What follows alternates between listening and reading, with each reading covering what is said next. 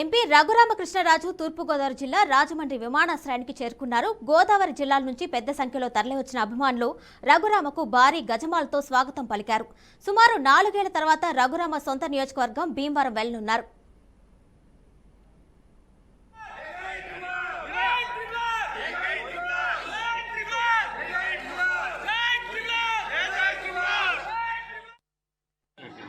మరి ఇంతటి ఆదరణ వచ్చినందుకు అర్హత ఉన్న కూడా నేను నా థ్యాంక్స్ చెప్తాను. వాళ్ళు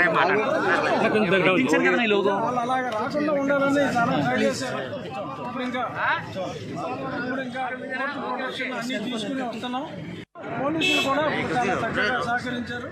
వారికి కూడా నా హృదయపూర్వక ధన్యవాదాలు.